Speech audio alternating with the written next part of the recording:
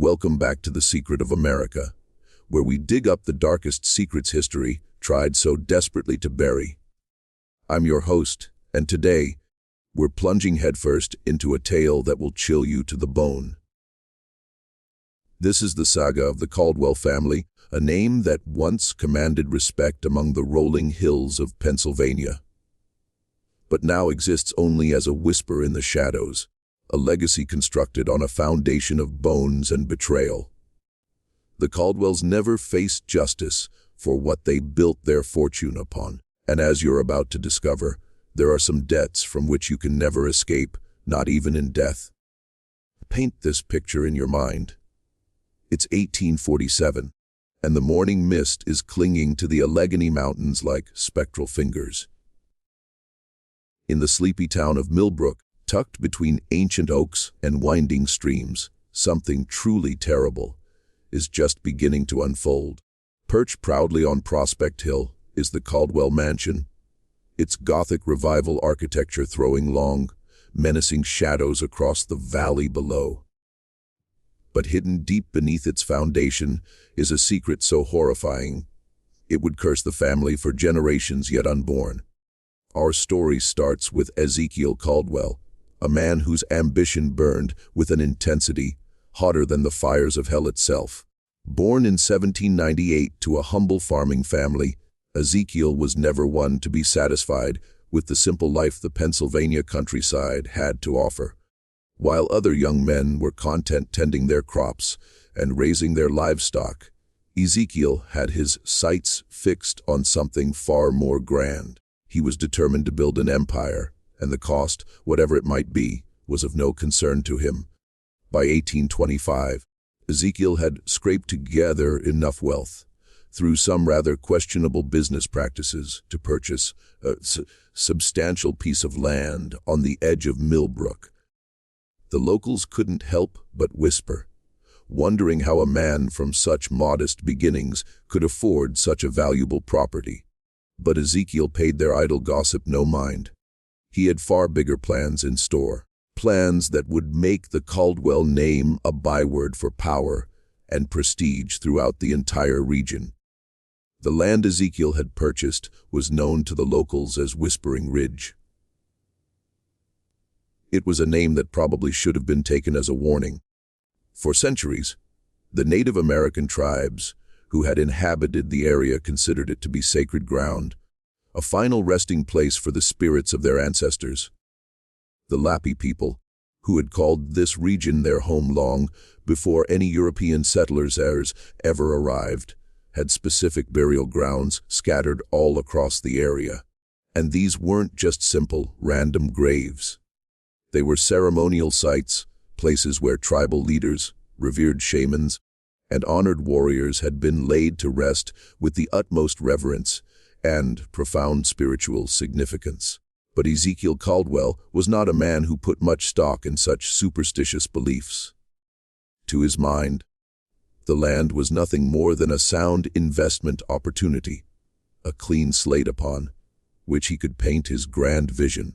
The fact that it might hold deep meaning for other people was completely irrelevant. All that really mattered to him was its prime location, its rich, fertile soil, and its immense potential for development. The very first signs that something was terribly wrong appeared almost the moment Ezekiel took possession of the land. The workers he'd hired to clear the area for construction started reporting some truly strange discoveries. Bones, shards of pottery, and various ceremonial objects were being unearthed with an alarming regularity. Any reasonable person would have stopped the work right there and consulted with the local tribal representatives. But Ezekiel was driven by an obsession that was bordering on outright madness. Instead of acknowledging what he had stumbled upon, Ezekiel made a choice that would ultimately damn his entire bloodline for generations. He gave his workers orders to just keep on clearing the land, but with some very specific instructions. Any bones or artifacts they might find were to be quietly gotten rid of, buried even deeper, or simply ground up and mixed right into the mortar, that would be used for the foundation of his grand new mansion.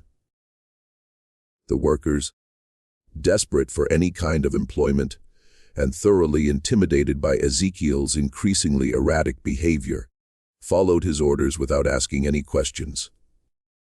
As the months dragged on, the desecration just kept getting worse. Dozens of Native American graves were completely destroyed, their contents either scattered to the winds or incorporated directly into the very structure of the Caldwell mansion itself. It wasn't long before the workers began noticing some very strange phenomena. Tools would simply vanish overnight, only to show up later in places where they couldn't possibly be. The faint sound of drums could be heard echoing through the woods at night, even though there were no living Native Americans left anywhere in the area. Some workers even reported seeing shadowy figures, watching them from the tree line. Figures that would just vanish into thin air the moment anyone looked directly at them. But perhaps the most disturbing development of all was the change that came over Ezekiel himself. As the construction progressed, he grew more and more paranoid and increasingly violent. He'd spend hours walking the construction site late at night, muttering to himself in languages that nobody could even recognize. His appearance began to deteriorate dramatically. His hair turned prematurely gray, deep lines carved themselves into his face, and his eyes took on a wild, haunted look that frightened even his own family members. The mansion was finally finished in 1832, a towering monument to Ezekiel's ambition and his callous disregard for anything sacred. Built in the popular Gothic Revival style, favored by the wealthy elite of the era, it featured soaring spires, intricate stonework, and elaborate stained glass windows that would cast beautiful rainbow patterns across the floors during the daylight hours. But at night, those same windows seemed to glow with an eerie, otherworldly light, as if the very walls themselves were alive with some kind of malevolent energy. The Caldwell family moved into their new home amidst great fanfare. Ezekiel's wife, Margaret, was absolutely delighted with their new status symbol at first. She threw elaborate dinner parties and social gatherings, eager to establish the Caldwells as the premier family of the region. But that initial happiness was incredibly short-lived. Within just a few weeks of moving in, strange things started to happen. The first incident occurred on a cold October night back in 1832. Margaret woke up to the sound of crying coming from the nursery, where their infant son, Thomas, was sleeping. But when she went into the room, she found the baby sleeping peacefully. The crying just continued, seemingly coming from the very walls themselves. Night after night, that phantom crying persisted, growing louder and more anguished with each passing day. Soon enough, other strange phenomena started to manifest. Doors would swing open and shut all on their own, always in the dead of night. Footsteps could be heard pacing the hallways, but whenever family members went to investigate, they'd find nothing but empty corridors. The temperature in certain rooms would drop suddenly and without any explanation, leaving the family shivering, even in the middle of summer. But the most terrifying experiences by far were the visions.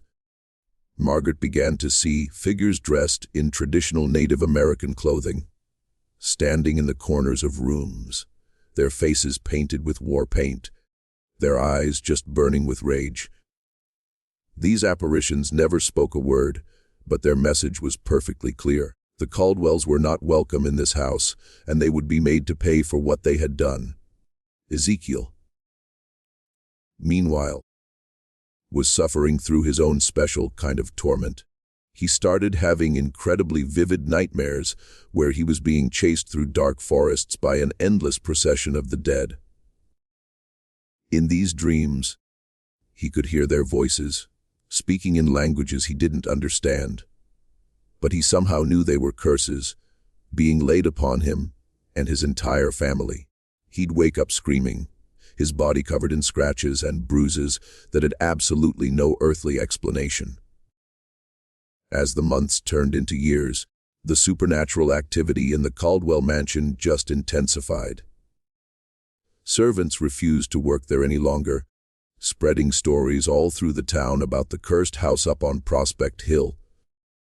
The local pastor, a Reverend Jonathan Whitmore, was called in to bless the house, but even he couldn't complete the ceremony.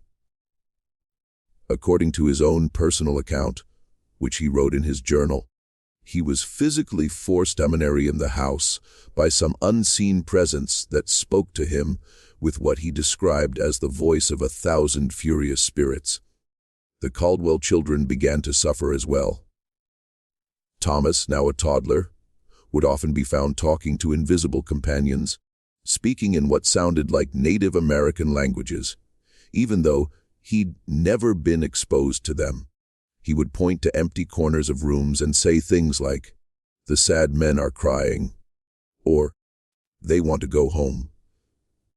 Margaret's attempts to write these incidents off as just childhood imagination became harder and harder to maintain as Thomas started displaying knowledge of things he simply couldn't possibly know. The family's isolation from the community grew as the stories about the haunted mansion continued to spread. Business associates started avoiding Ezekiel, and social invitations just dried up completely. The Caldwells found themselves trapped inside a house that was becoming more hostile with every passing day, surrounded by a community that now viewed them with suspicion and fear. In 1835, tragedy struck the family directly. Margaret gave birth to a daughter, Sarah, but the child was born with severe deformities that the local doctor had never seen anything like before. The baby's limbs were twisted, her eyes were clouded over with cataracts, and she seemed to be in constant, unrelenting pain. Margaret became convinced that the house itself had somehow corrupted her unborn child, and she started begging Ezekiel to just sell the property and move the family somewhere, anywhere else. But Ezekiel, now completely consumed by his obsession with the mansion, absolutely refused to even consider leaving. He had invested far too much, both financially and emotionally, to just abandon his dream now.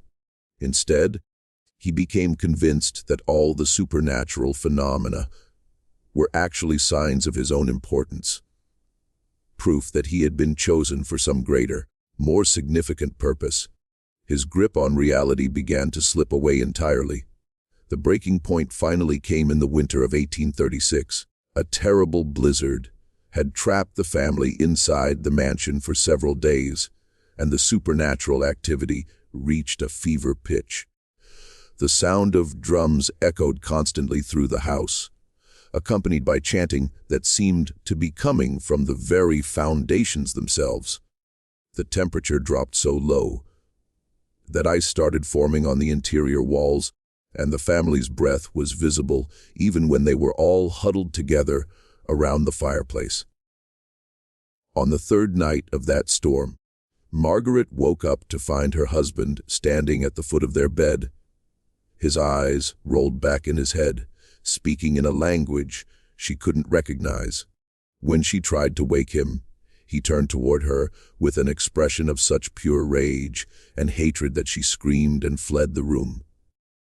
Thomas, now 4 years old, was found the next morning down in the parlor, sitting in a circle of what appeared to be bone fragments, drawing pictures of people being buried alive. That was the night that Margaret finally understood the true horror of what her husband had done.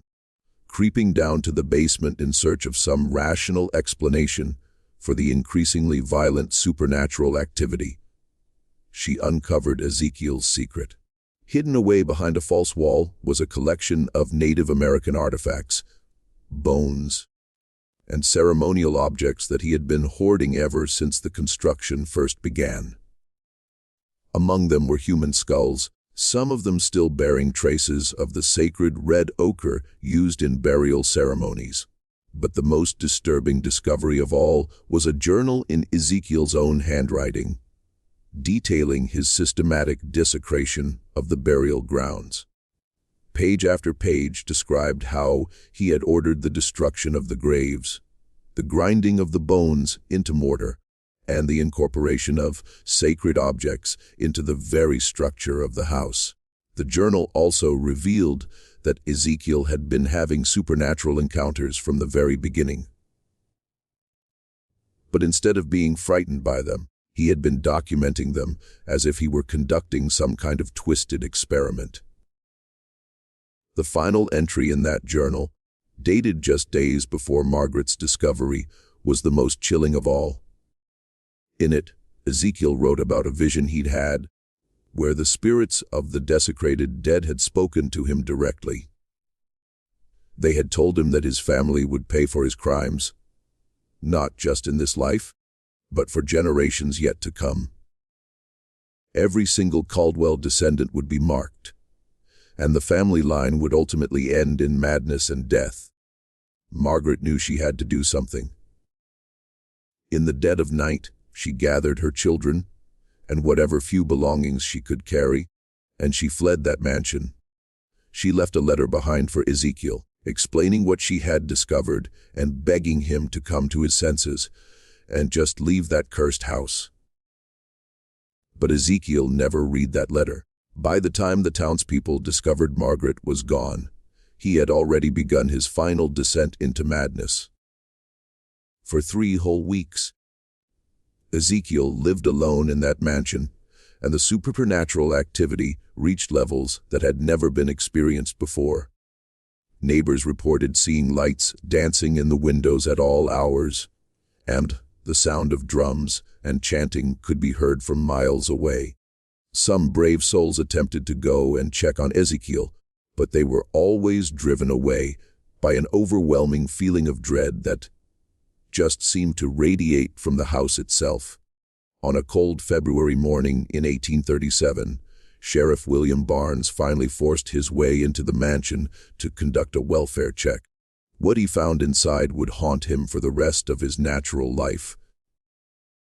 Ezekiel was discovered in the main hall, sitting in a chair surrounded by candles, his eyes wide open, but clearly dead.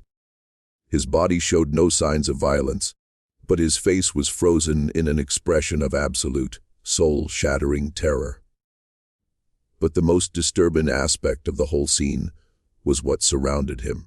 The walls of the main hall were absolutely covered in symbols and writings that appeared to be Native American in origin. Though no living tribal member could translate them, the symbols seemed to have been carved into the wood and stone using fingernails, and they were all stained with what appeared to be blood. In the very center of the room, a circle had been drawn on the floor using what was later determined to be a mixture of ash and ground bone. The coroner's report officially listed the cause of death as heart failure brought on by extreme terror. But those who saw the body whispered that Ezekiel had been literally frightened to death by something so horrible that his mind simply couldn't process it. The funeral was a small, quiet affair, attended only by a handful of townspeople who felt obligated to show their respects. Margaret and the children did not attend. With Ezekiel's death, the town of Millbrook hoped that the nightmare was finally over. The mansion was sealed up and left to decay, and for several years, it seemed as though the supernatural activity had actually ceased. But the Caldwell family's ordeal was far from finished.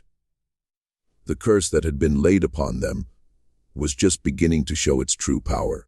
Margaret had taken the children to live with her sister in Philadelphia, hoping that distance would protect them from whatever evil had consumed their father. For a time, it seemed as though they might actually be able to build a normal life. Thomas showed signs of recovering from his traumatic early childhood, and baby Sarah, despite her physical challenges, was developing into a bright and affectionate child. But the peace was incredibly short-lived. On Thomas's 8th birthday in 1840, the supernatural phenomena began all over again. It started with nightmares, just as it had with his father. Thomas would wake up screaming, claiming that he could see the buried people, standing all around his bed. He would draw pictures of men and women in traditional Native American dress, always depicting them as angry or sad, always showing them emerging from the ground. Margaret tried to dismiss these episodes as just childhood trauma, but she couldn't ignore the physical evidence that started to appear. Thomas would wake up with scratches on his arms and legs, marks that looked like claw marks, but couldn't be explained by anything in his environment. Objects in the house would move on their own, and the temperature would drop suddenly whenever Thomas was having one of his episodes. The family's troubles intensified when Sarah started to display some rather unusual abilities. Despite being born with severe physical disabilities, she seemed to possess an uncanny knowledge of things she had never been taught. She would talk about events that had happened at the mansion before she was even born, describing details that only someone who had actually been there could possibly know. She would also predict future events with disturbing accuracy, always focusing on tragedies and deaths. By 1842, it had become perfectly clear that the curse was not limited to the mansion itself. The Caldwell family had been marked, and no amount of distance could save them from the supernatural forces that had been set in motion by Ezekiel's crimes. Margaret made the difficult decision to return to Millbrook with her children, hoping that by confronting the source of the curse, she might somehow find a way to break it. The mansion had been abandoned for 5 years, and nature had begun to reclaim it.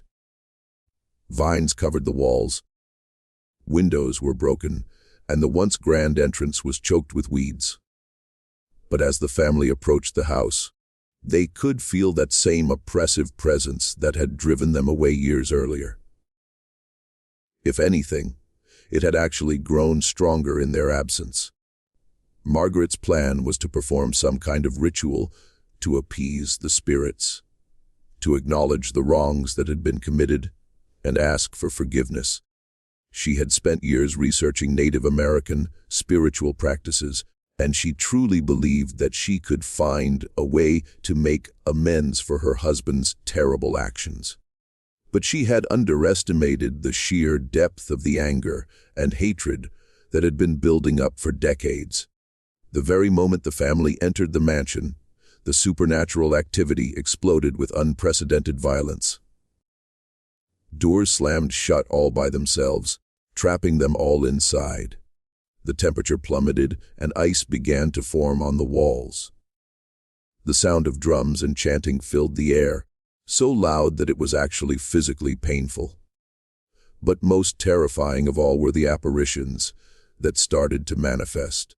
The spirits of the desecrated dead appeared throughout the house, no longer content to just remain in the shadows. They were now visible to all 3 family members, and their rage was absolutely palpable. Margaret found herself face to face with what appeared to be a Native American chief.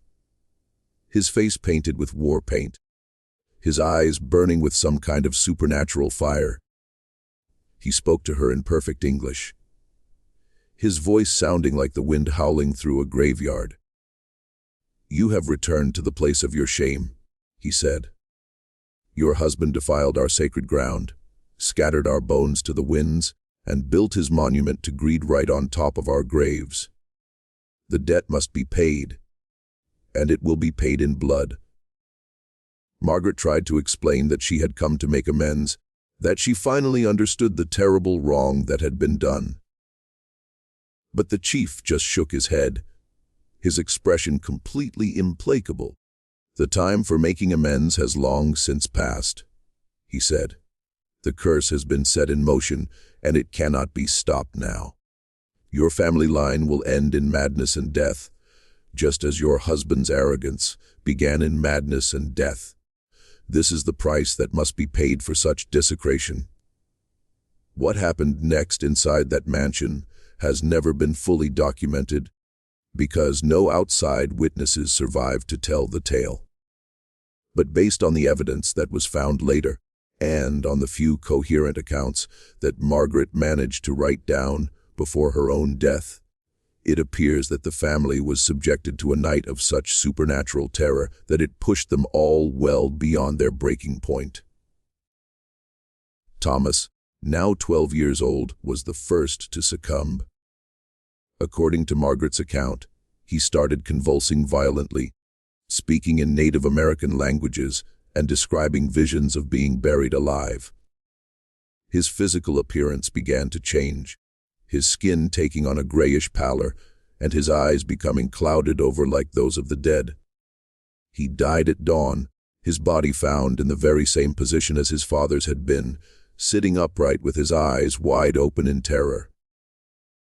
Sarah lasted a bit longer, but her suffering was perhaps even more terrible. Her physical disabilities had always been severe, but on that night in the mansion, they seemed to worsen exponentially.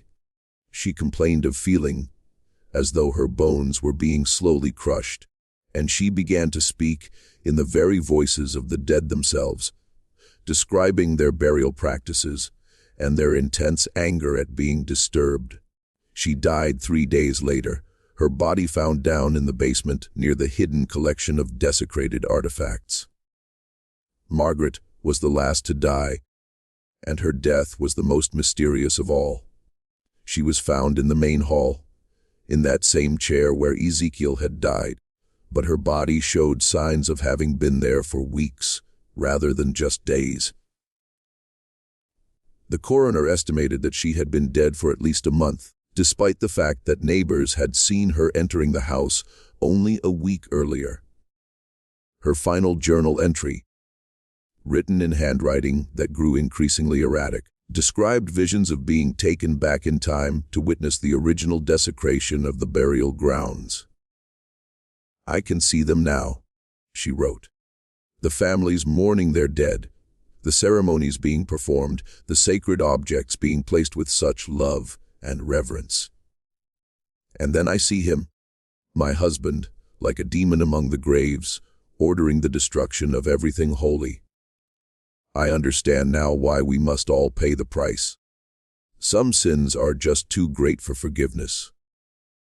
With Margaret's death, the direct line of the Caldwell family seemed to be finally extinguished. The mansion was once again sealed up, and the townspeople hoped that the curse had at last run its course. But they were wrong. The Caldwell family tree had other branches, and the supernatural forces that had been unleashed were not so easily satisfied. Ezekiel's brother, Samuel Caldwell, had been living in Boston since the 1830s, working as a merchant, and was completely unaware of the supernatural events that had destroyed his brother's family. He had maintained only minimal contact with Ezekiel over the years, and he had never visited the mansion or been told about the circumstances surrounding its construction. When news of the family's deaths finally reached him, he just assumed that they had succumbed to some kind of disease or a tragic accident. Samuel inherited the mansion and all the surrounding property, and in 1843, he decided to move his own family down to Pennsylvania to take advantage of what he saw as a valuable real estate opportunity. He brought with him his wife, Rebecca, and their 3 children, James, Mary, and little Elizabeth. Just like his brother before him, Samuel was ambitious and saw the mansion as a symbol of the family's rising social status. But Samuel's branch of the family tree was not immune to the curse that had been laid upon the Caldwell name. Within just days of moving into the mansion, the supernatural phenomena started all over again. The pattern was eerily similar to what had been experienced by Ezekiel's family, but with some disturbing new developments. The spirits seemed to be far more organized this time, as if they had learned from their previous encounters with the living. Instead of just random manifestations of anger and rage, the supernatural activity seemed to follow a deliberate, calculated pattern, as if the dead were carrying out some kind of systematic campaign against the new occupants. James, the oldest of Samuel's children, at age 15, began to experience what could only be described as outright possession. He would disappear for hours at a time, only to be found later down in the basement, digging frantically with his bare hands.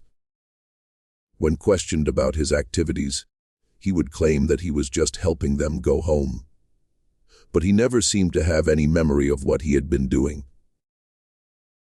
Each time he was found, he would be covered in dirt and his fingernails would be torn and bleeding. Mary, aged 12, developed a strange obsession with fire. She would light candles and just stare into the flames for hours, claiming that she could see faces in the dancing light.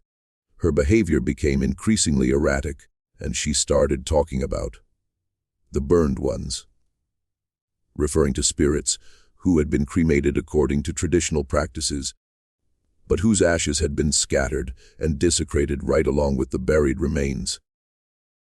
Little Elizabeth, only 8 years old, was perhaps the most disturbing case of all.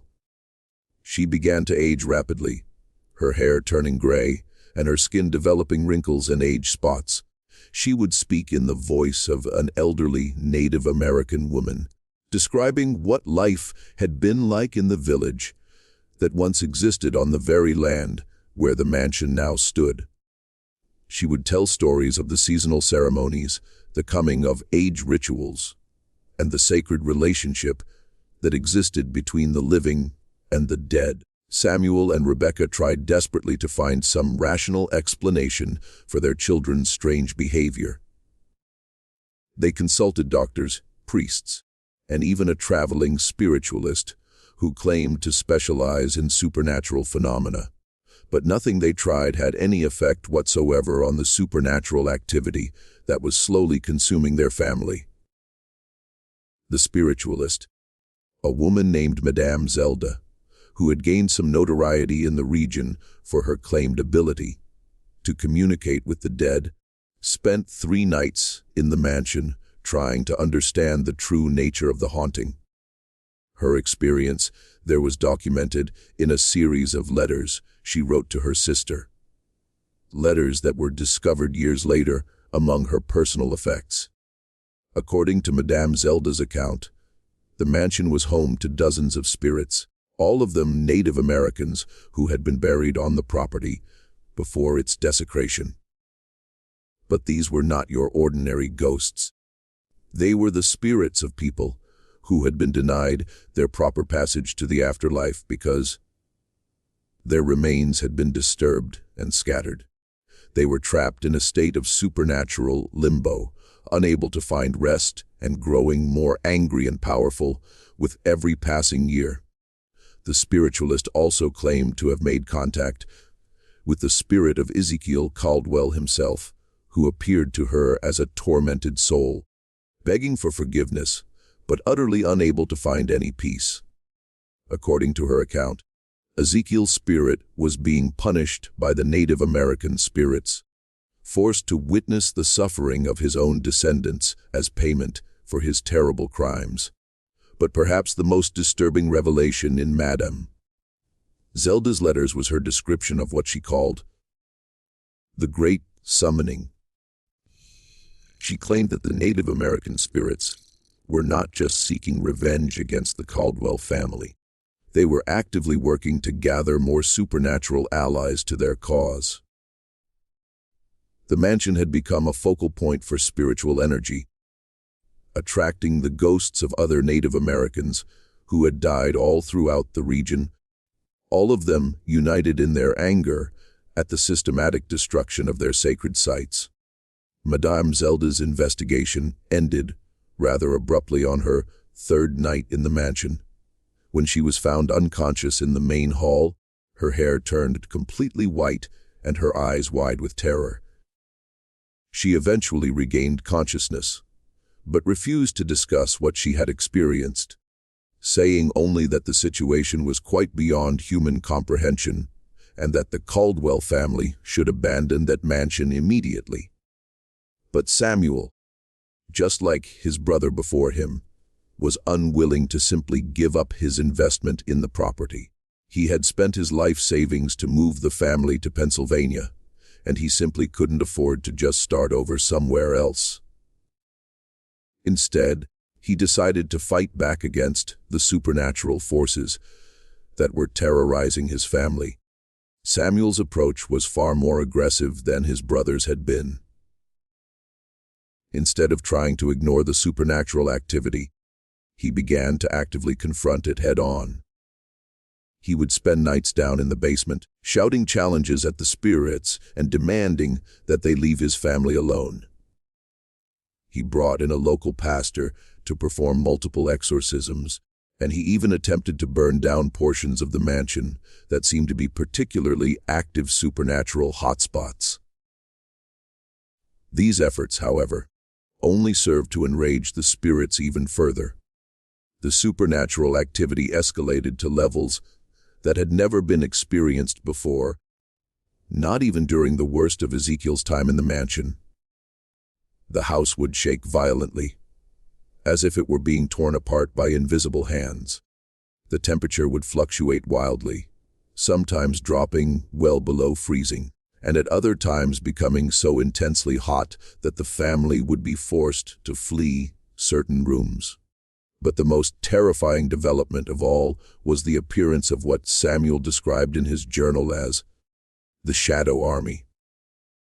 These were not individual spirits, but rather a mass of dark shapes that would move through the house like a single, living entity. They would engulf furniture, walls, and even family members, leaving behind a feeling of overwhelming dread and despair. The end came for Samuel's family in the spring of 1844. James, who had been growing increasingly unstable, disappeared one night during a particularly violent supernatural episode. He was found a week later in the woods behind the mansion, his body partially buried in a shallow grave that appeared to have been dug by hand. The coroner's report noted that he had been buried alive, but there was absolutely no evidence of a struggle or any indication of who might have been responsible. Mary's death followed shortly after. She was found in her bedroom, surrounded by dozens of candles that had all burned down to stubs.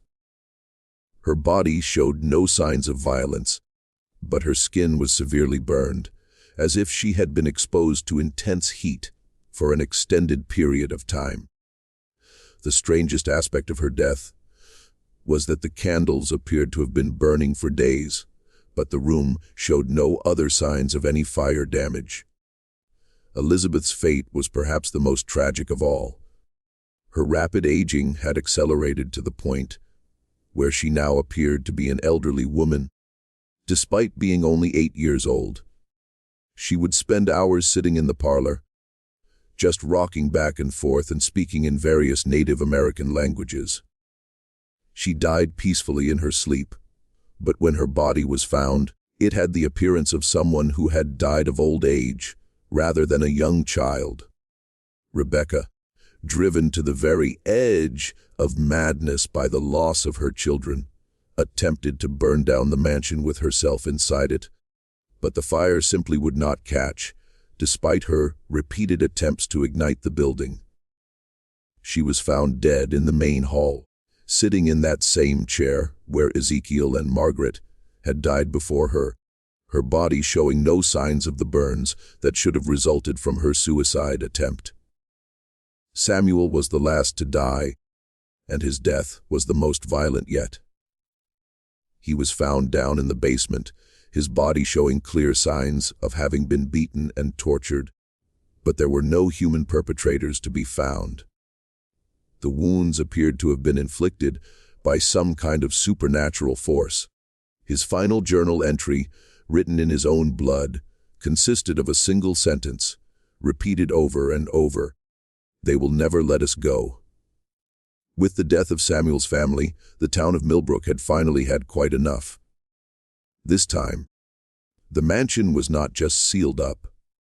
It was officially condemned, and the surrounding property was declared off limits to the general public.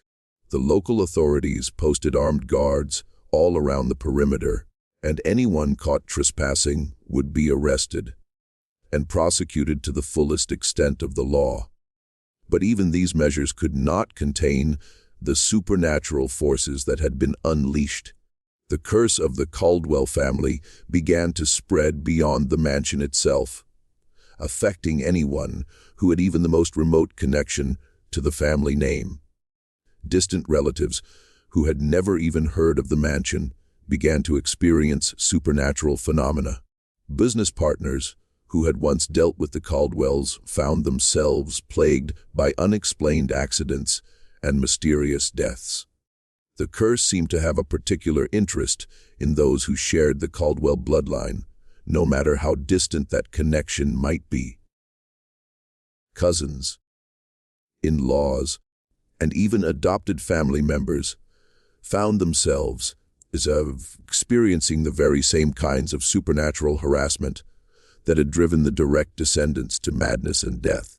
One such case was that of Jonathan Caldwell, a third cousin who lived in New York and worked as a banker. He had never met Ezekiel or Samuel, and he had absolutely no knowledge of the mansion or its dark history. But in 1845, he began to experience nightmares that were strikingly similar to those that had plagued other members of the family. He would dream of being buried alive, of walking through dark forests while being pursued by angry spirits, and of standing inside a grand house while invisible voices cursed his very existence. Jonathan's case was particularly well documented because he was an educated man who kept detailed records of his experiences. His journal, which was discovered after his death, provides a chilling account of how the supernatural harassment escalated over time. It began with minor incidents, objects moving on their own, strange sounds in the night, and the constant feeling of being watched by unseen eyes. But as the weeks passed, the activity became far more aggressive. Jonathan would wake up to find his bedroom completely rearranged, his personal belongings scattered everywhere, and messages written on his mirrors in what appeared to be blood. The messages were always the same. The debt must be paid, and your family will answer for the desecration. Jonathan initially dismissed these incidents as just pranks, or as symptoms of stress from his demanding job. But when he began to see the apparitions themselves, he could no longer deny that something truly supernatural was happening. The spirits that appeared to Jonathan were the very same ones that had tormented his relatives back in Pennsylvania. They were Native Americans in traditional dress, their faces painted with war paint, their eyes burning with supernatural fire. They would appear in his bedroom, in his office, and even on busy city streets, always just staring at him with expressions of implacable rage. Jonathan's attempts to understand what was happening to him led him to investigate his family history, and eventually he discovered the truth about the mansion and the curse that had been laid upon his bloodline. Armed with this knowledge, he made the fateful decision to travel to Pennsylvania to confront the very source of his supernatural harassment. Jonathan's journey to Millbrook was fraught with ominous signs. His train was delayed multiple times due to unexplained mechanical failures. He was involved in a carriage accident that should have killed him, but left him mysteriously unharmed. And throughout the entire journey, he was plagued by visions of the mansion, seeing it as it had been during the height of the supernatural activity. When Jonathan finally arrived in Millbrook, he found a town that was still deeply traumatized by the events of the previous decade. The locals were reluctant to discuss the Caldwell family at all, and many refused to even speak about the mansion. But Jonathan was determined to find some answers, and he eventually managed to locate some of the people who had been involved in the investigation of the family's deaths. Sheriff Barnes, who had discovered Ezekiel's body years earlier, was still alive, but had been deeply affected by his experiences. He agreed to meet with Jonathan, but only after extracting a promise that their conversation would remain strictly confidential. According to Barnes, the supernatural activity had not been contained to just the mansion. It had spread throughout the entire area, affecting anyone who had been involved in the investigation. Several of the men who had helped to seal the mansion had died under mysterious circumstances. Others had been driven completely insane by supernatural harassment that mirrored exactly what the Caldwell family had experienced. Barnes himself had been plagued by nightmares and visions, and he had developed a nervous condition that made it difficult for him to function in his official capacity. Despite all these warnings, Jonathan was determined to visit the mansion and confront the spirits that were tormenting him. He hired a local guide, a man named William Murphy, who claimed to know the area well, and together they set out for Prospect Hill on a cold autumn morning in 1845. The mansion had continued to decay during the years since it had been sealed. The roof had partially collapsed, and the walls were now covered with vines and moss. But as Jonathan approached the building, he could feel that same oppressive presence that had been described by so many previous visitors. The air around the mansion seemed to vibrate with malevolent energy, and the temperature dropped noticeably the closer they got. Murphy, who had initially been quite skeptical of Jonathan's claims about supernatural activity, became increasingly nervous as they drew near the mansion. He reported feeling watched by unseen eyes, and he claimed to hear the sound of drums and chanting coming from inside the building. When they finally reached the front door, he refused to go any further, saying that he would wait for Jonathan outside. Jonathan entered the mansion alone, and what he found inside far exceeded his worst fears. The building was not just haunted. It was absolutely alive with supernatural energy. The walls themselves seemed to pulse with some otherworldly heartbeat, and the air was thick with the very presence of the dead. As he walked through the rooms, he could see the spirits of the Native Americans who had been buried on the property, their forms more solid and menacing than they had ever appeared to him before. But it was down in the basement that Jonathan made the most disturbing discovery of all. The hidden collection of desecrated artifacts was still there, but it had grown significantly since Margaret's time. The spirits had been gathering more items, bringing together sacred objects from all throughout the region in what appeared to be preparation for some kind of final ceremony. At the very center of the collection was a circle of human skulls, arranged in a pattern that seemed to hold deep spiritual significance. Within the circle were the bones of what appeared to be dozens of individuals, all of them arranged with ceremonial precision. And standing in the very center of that circle was the spirit of a Native American chief, the same one who had appeared to Margaret years earlier. The chief spoke to Jonathan in that same perfect English that Margaret had described, his voice carrying the full weight of centuries of anger and betrayal. "You have come to the place of your family's shame," he said. "You seek to understand why your bloodline has been cursed, why your relatives have all died in madness and terror. The answer lies right here before you, in the bones of our ancestors that your family scattered like dust in the wind." Jonathan tried to explain that he himself had not been responsible for the desecration, that he had not even known about it until very recently. But the chief was completely unmoved by his pleas. "The sins of the fathers are visited upon the children," the chief replied. Your family took our most sacred places and built monuments to their greed right on top of our graves.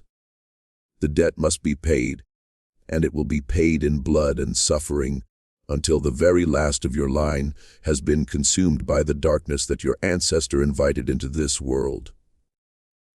The chief then revealed the true scope of the curse that had been laid upon the Caldwell family.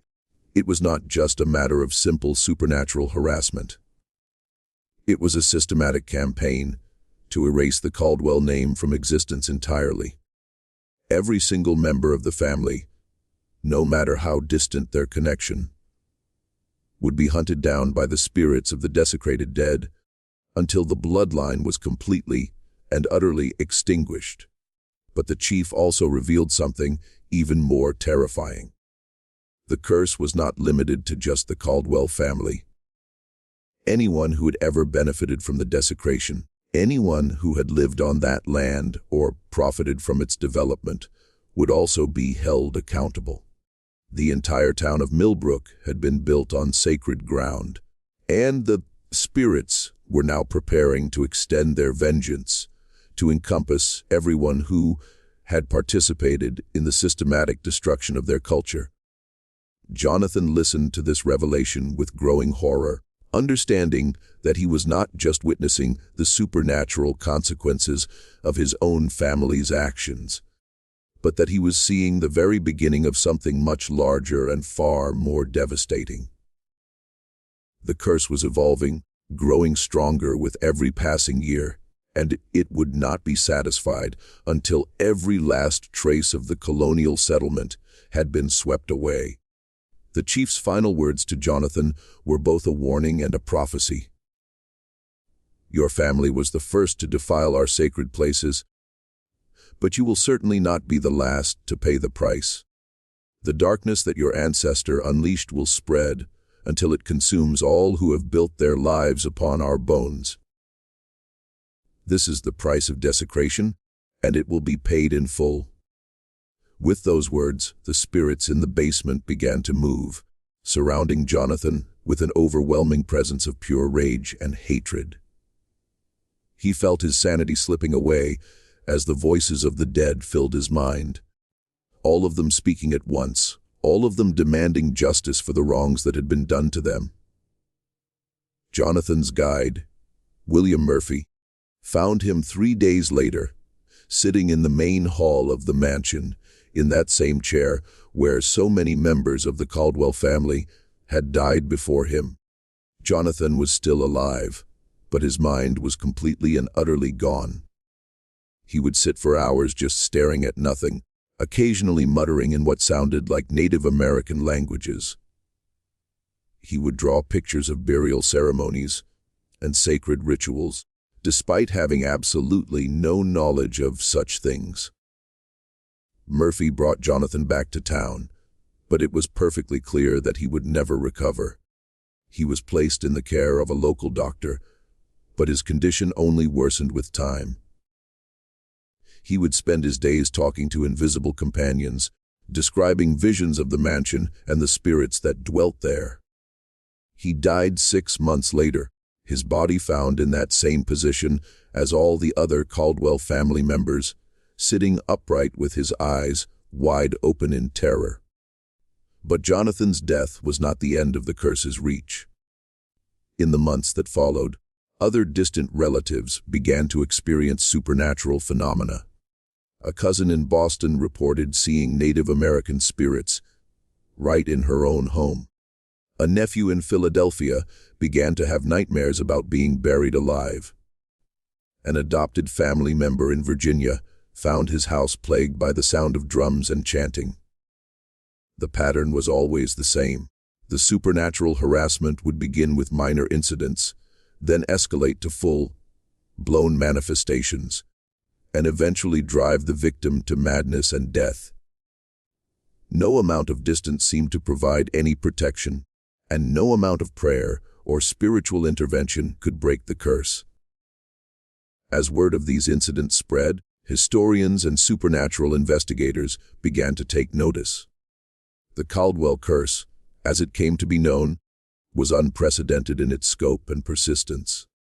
Unlike other reported hauntings, which were typically limited to specific locations or tied to particular objects, this curse seemed to have a life of its own, actively seeking out its victims and constantly adapting its methods to overcome any defenses they might try to employ. One of the most thorough investigations of the curse was conducted by Dr. Cornelius Whitman, a professor of anthropology at Harvard University, who had made quite a career out of studying Native American spiritual practices. Dr. Whitman became interested in the Caldwell case after reading newspaper accounts of the mysterious deaths that had been plaguing the family, and he decided to conduct his own research into the matter. Dr. Whitman's investigation, which took place over several months in 1847, was remarkable for its thoroughness and scientific approach. He interviewed dozens of witnesses, examined the physical evidence at the mansion, and consulted with surviving members of the local Native American tribes who had knowledge of the spiritual practices that had been violated by Ezekiel Caldwell's actions. What Dr. Whitman discovered was that the land where the mansion stood had been sacred to the local tribes for centuries. It was not just a simple burial ground. It was a place where the most important spiritual ceremonies were conducted, where tribal leaders were trained in the sacred arts, and where the connection between the physical and spiritual worlds was believed to be at its absolute strongest. The desecration of such a place was considered by the tribes to be one of the most serious spiritual crimes imaginable. According to Dr.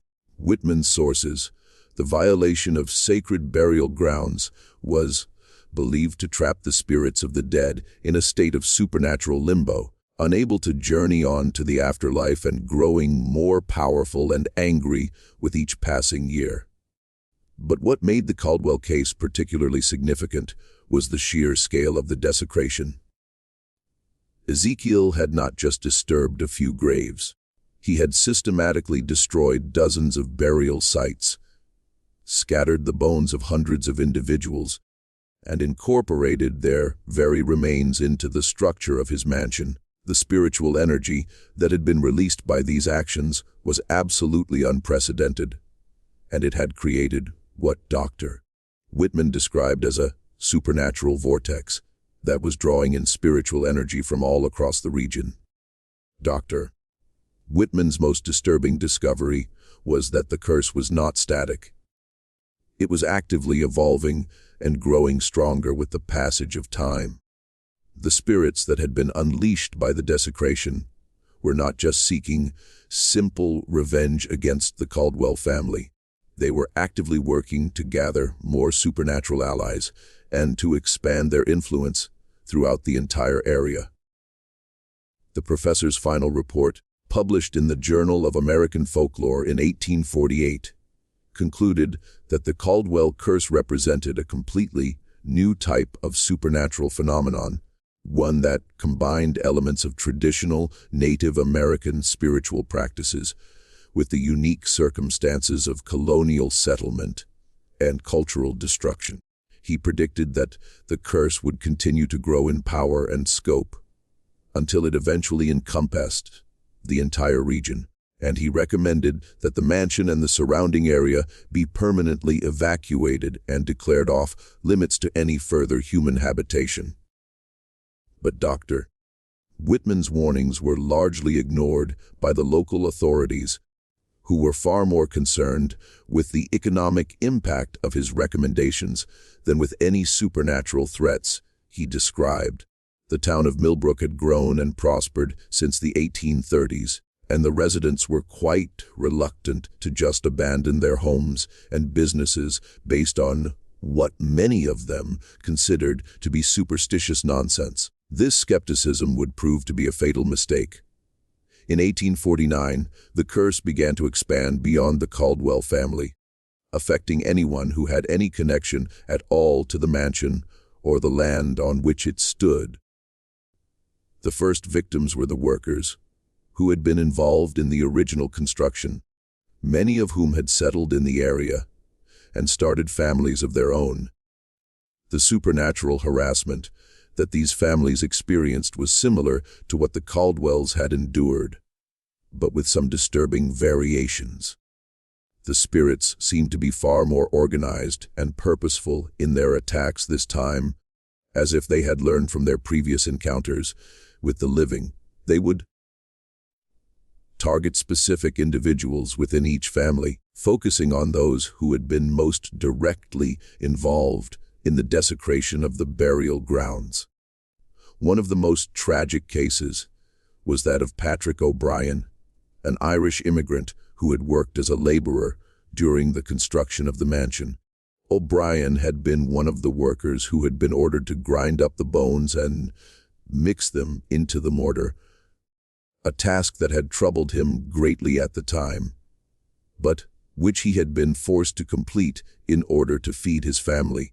O'Brien had settled in Millbrook after the construction was finished, and he had built a successful career for himself as a stonemason.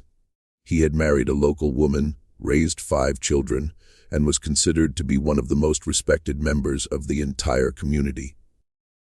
But in 1849, his peaceful life was shattered when the supernatural harassment began. It started with nightmares, just as it had with the Caldwell family members. O'Brien would dream of being pursued through dark forests by angry spirits, and he would wake up screaming in Native American languages that he didn't even understand.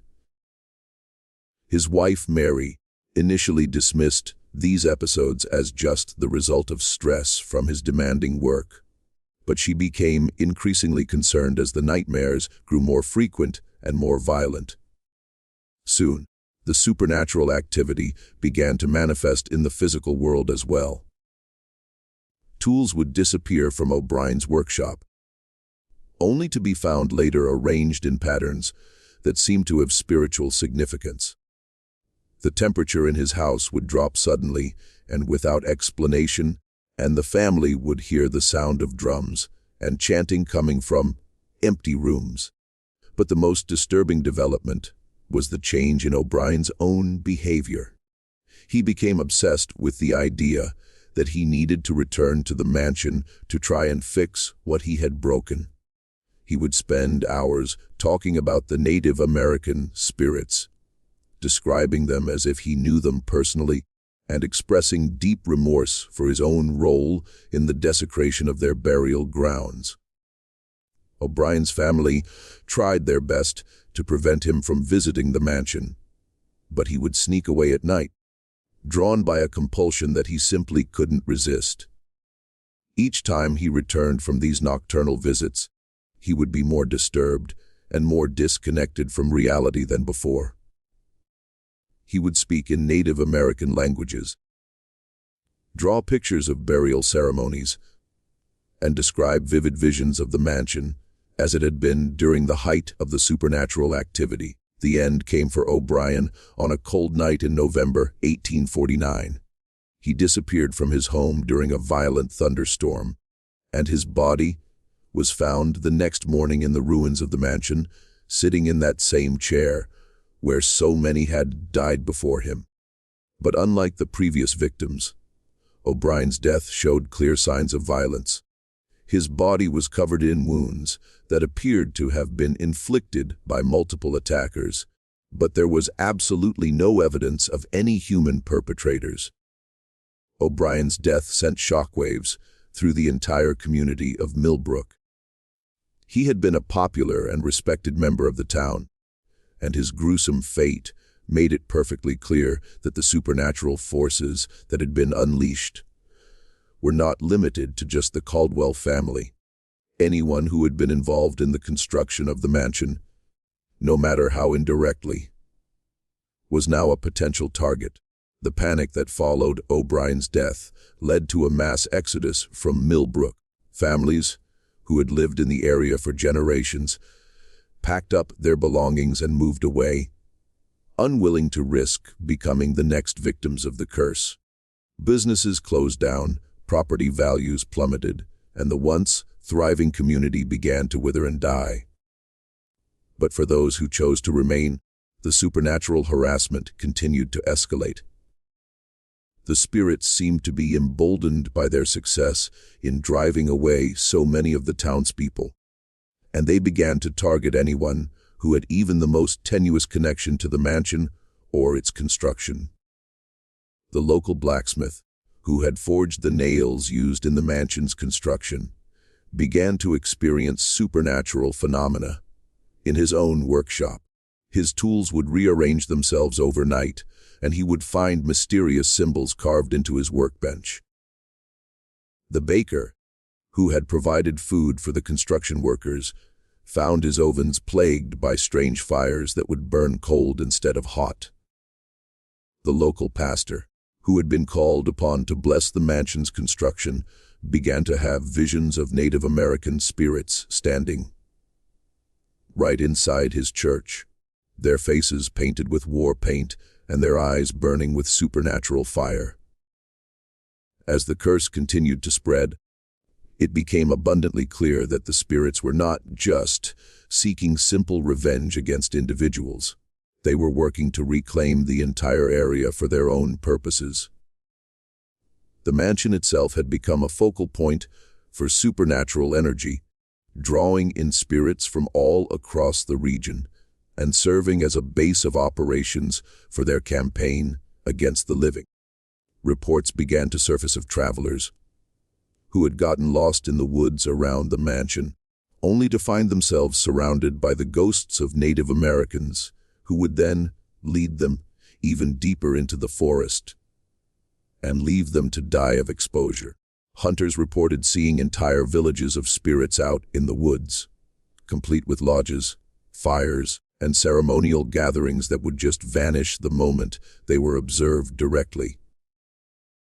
The local authorities, faced with a situation that was clearly far beyond their ability to handle, finally reached out to the federal government for some assistance. But the officials who were sent to investigate the situation were highly skeptical of all the supernatural claims and focused instead on trying to find rational explanations for the mysterious deaths and disappearances. This skepticism would prove to be a fatal mistake. The federal investigators who visited the mansion in 1850 were completely unprepared for the sheer level of supernatural activity they encountered.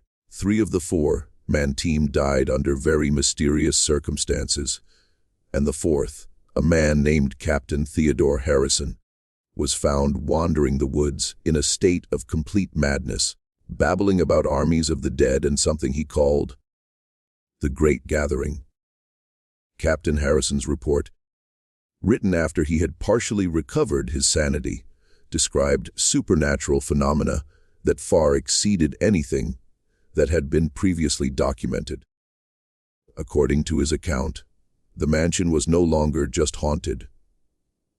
It had become a portal between the world of the living and the realm of the dead. Spirits were pouring through this portal in ever-increasing numbers, and they were being organized into a supernatural army that was preparing for a final, all-out assault on the living world. The captain's report was immediately classified by the federal government and hidden away in the archives.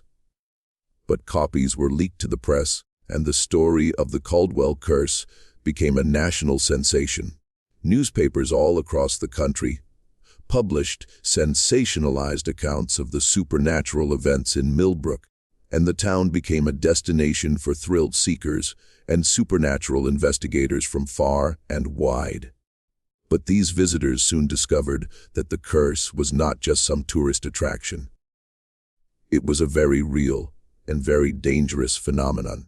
Several prominent investigators died under mysterious circumstances, and others were driven completely insane by their encounters with the supernatural forces that had been unleashed. One of the most notable cases was that of Professor Edgar Montague, a well-known spiritualist from New York who had claimed to have the ability to communicate with and even control supernatural entities. Professor Montague arrived in Millbrook in 1851 with great fanfare, promising to solve the mystery of the Caldwell curse once and for all, and put the spirits to rest.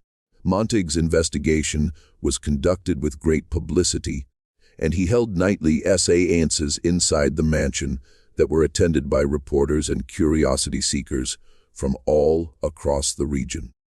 For the first few nights, the séances seemed to be quite successful, with Montague claiming to have made contact with the spirits and to have begun the process of negotiating their departure from the physical world. But on the fourth night, something went terribly wrong. According to witnesses, Montague began to convulse violently during the séance, speaking in various Native American languages and describing vivid visions of mass graves and systematic desecration. His physical appearance began to change, his skin taking on a grayish pallor, and his eyes becoming clouded over like those of the dead. The séance participants fled in sheer terror, but Montague remained in the mansion, apparently unable or unwilling to leave. He was found the next morning down in the basement, sitting in that circle of skulls that had been arranged by the spirits, his body showing signs of having been there for weeks, despite the fact that he had been seen alive just hours earlier. Montague's death marked a turning point in the public perception of the Caldwell curse. What had previously been seen as a fascinating supernatural mystery was now recognized as a genuine threat to public safety.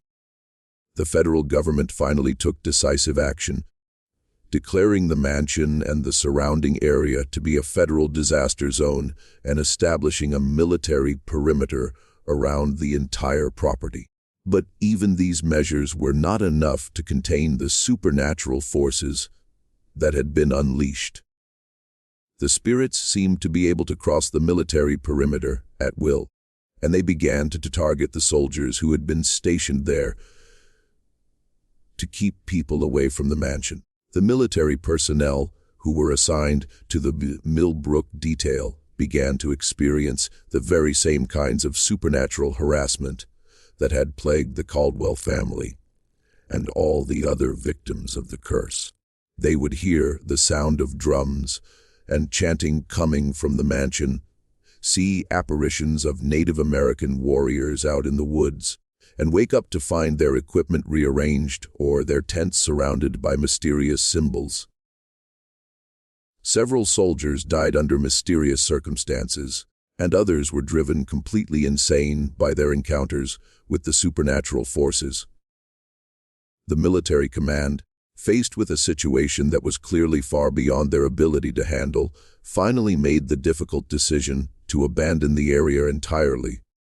In 1852, the federal government issued an executive order permanently evacuating the town of Millbrook and declaring the entire area to be off limits to any further civilian settlement.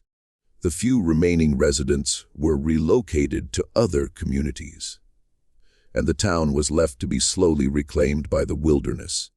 But the abandonment of Millbrook did not end the curse. It only changed its focus. The spirits, now deprived of their primary targets, began to expand their influence even further, seeking out anyone who had any connection at all to the Caldwell family or to the original desecration of the burial grounds. The curse began to manifest in distant cities and towns, affecting people who had never even heard of Millbrook or the Caldwell family. Genealogists who had researched the Caldwell family tree began to experience supernatural phenomena. Historians who had written about the case found themselves plagued by visions of Native American spirits. Even people who had simply read newspaper accounts of the curse reported strange occurrences happening in their own homes. The supernatural harassment that these individuals experienced was similar to what had been documented in Millbrook, but with some disturbing variations. The spirits seemed to be far more subtle in their approach this time, working to drive their victims to madness and death through psychological manipulation rather than direct supernatural attack. One of the most well-documented cases was that of Dr. Elizabeth Hartwell, a historian at Columbia University, who had been researching the Caldwell curse for a book she was writing about supernatural phenomena in American history. Dr. Hartwell had never visited Millbrook, and she had no personal connection to the Caldwell family whatsoever, but she began to experience supernatural harassment shortly after she started her research. It began with minor incidents. Books would be rearranged in her office. Her research notes would disappear, and she would hear the sound of drums and chanting coming from empty rooms. But as her research progressed, the supernatural activity became far more aggressive and far more personal. Dr. Hartwell began to have very vivid dreams about the mansion and the spirits that dwelt there. In these dreams, she would see the original desecration of the burial grounds, witnessing the systematic destruction of the sacred sites and the scattering of the bones. She would wake up with detailed knowledge of Native American spiritual practices that she had never studied, and she would find herself drawing pictures of burial ceremonies and sacred rituals. The supernatural harassment escalated dramatically when Dr. Hartwell began to write about her findings. Every time she tried to put her research into writing, she would be plagued by visions of Native American spirits who would appear in her office, their faces painted with war paint and their eyes burning with supernatural fire.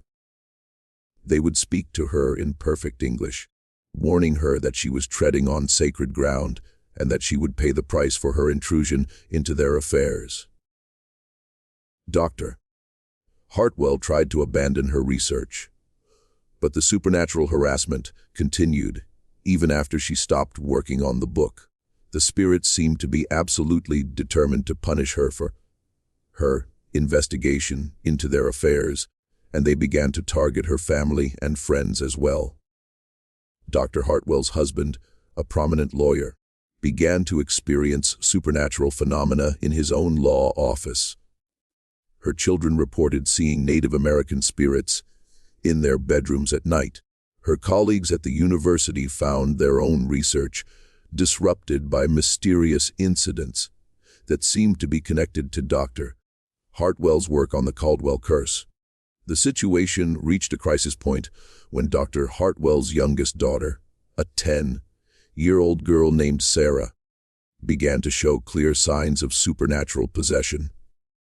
The child would speak in Native American languages, describe vivid visions of the mansion, and draw pictures of burial ceremonies with an accuracy that was utterly impossible for someone her age. Dr. Hartwell finally made the difficult decision to travel to Pennsylvania to confront the very source of the supernatural harassment. She hoped that, by visiting the site of the original desecration, she might be able to understand what the spirits truly wanted and find some way to appease them. Dr. Hartwell's journey to the abandoned town of Millbrook was fraught with ominous signs. Her train was delayed by mysterious mechanical failures. Her hotel reservations were mysteriously canceled, and she was plagued by visions of the mansion throughout the entire journey. But she was absolutely in Virginia to see the investigation through to its conclusion, even if it meant risking her own life. The abandoned town of Millbrook was a truly haunting sight. The buildings had been left to decay for over a decade, and nature had begun to reclaim the area completely. Vines covered the walls of the houses. Trees grew right through the roofs, and the streets were choked with weeds and debris. But despite all the physical decay, the area was absolutely alive with supernatural energy. Dr. Hartwell could feel the presence of the spirits even before she reached the mansion. The air itself seemed to vibrate with malevolent energy, and she could hear the faint sound of drums and chanting coming from the direction of Prospect Hill. As she made her way through the abandoned streets, She could see shadowy figures watching her from the windows of the empty houses, figures that would just vanish the moment she looked directly at them. The mansion itself was in a state of advanced decay, but it was still recognizable as the grand structure that Ezekiel Caldwell had built all those years ago. The roof had partially collapsed. The walls were covered with vines and moss, and the windows were broken and boarded up. But despite its physical deterioration, the building radiated a presence that was both ancient and deeply malevolent. Dr. Hartwell entered the mansion through a gap in the boarded up front door, and she was immediately confronted by that same oppressive atmosphere that had driven so many previous visitors to madness and death.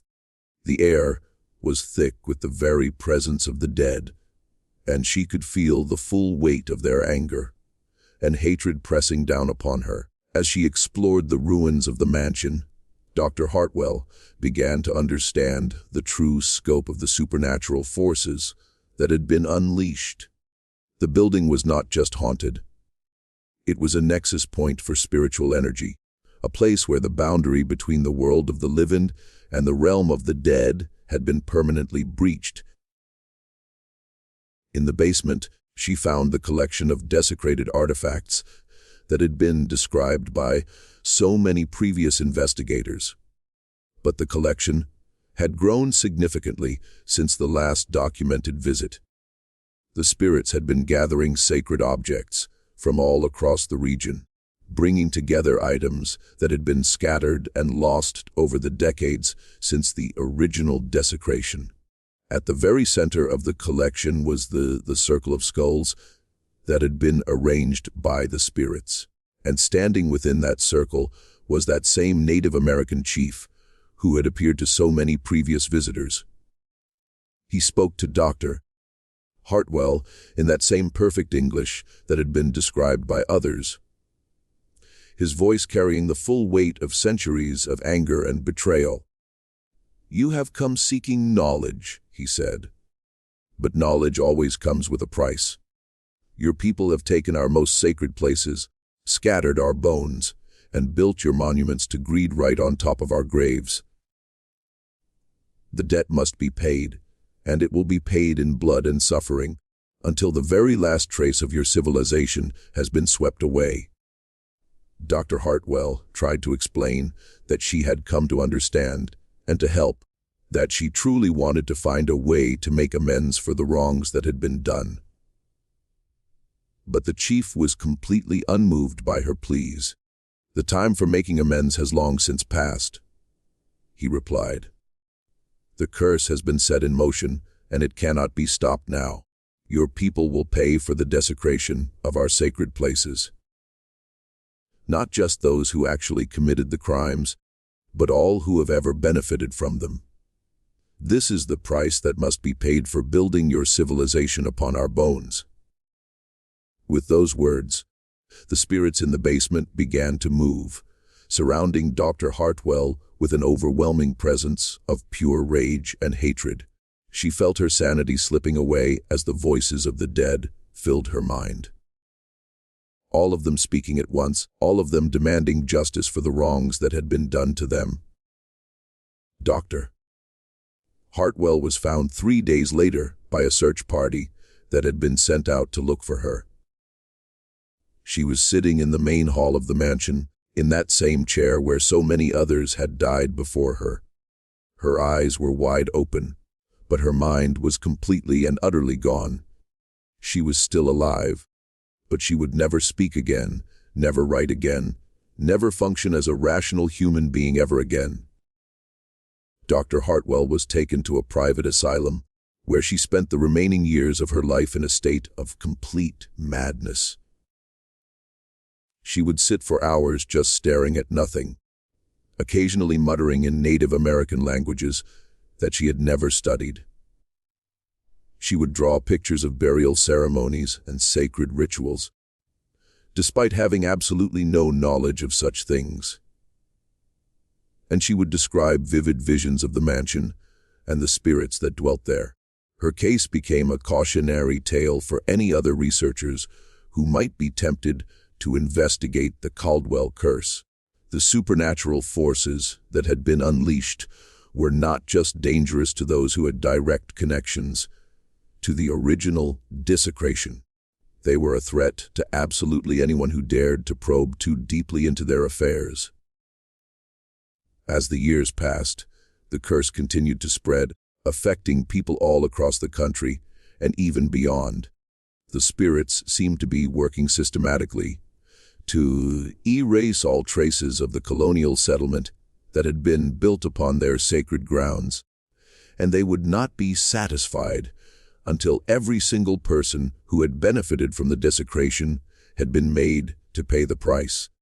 The story of the Caldwell family became a legend, whispered in hushed tones by those who knew the truth about what had really happened in Millbrook.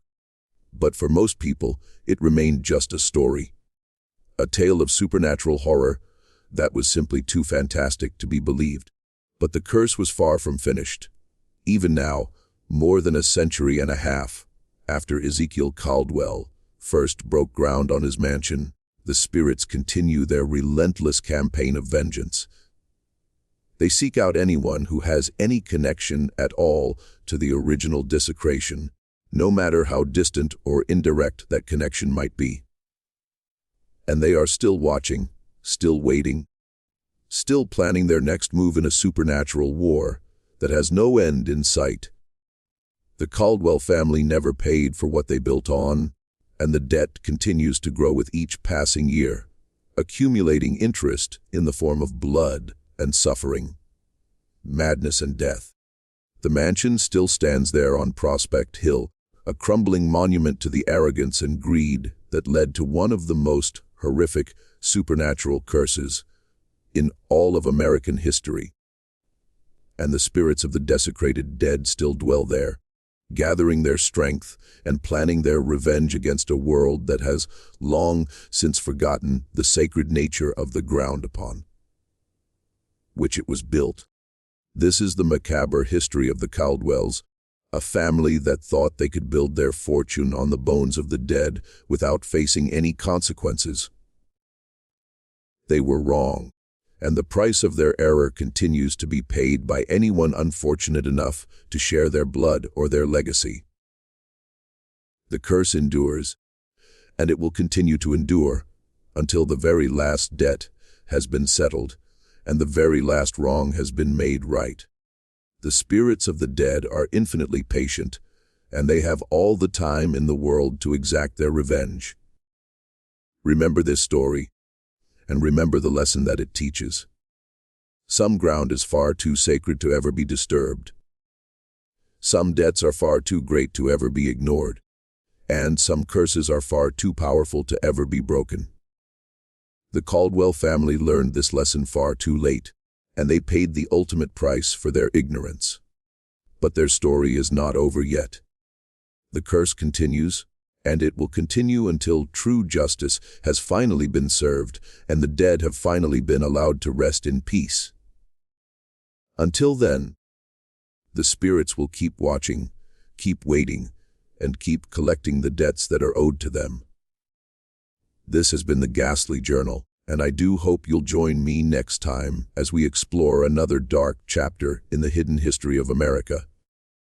Until then, remember to always respect the sacred places of those who came before us, and never forget that some debts can never be escaped, not even by death itself.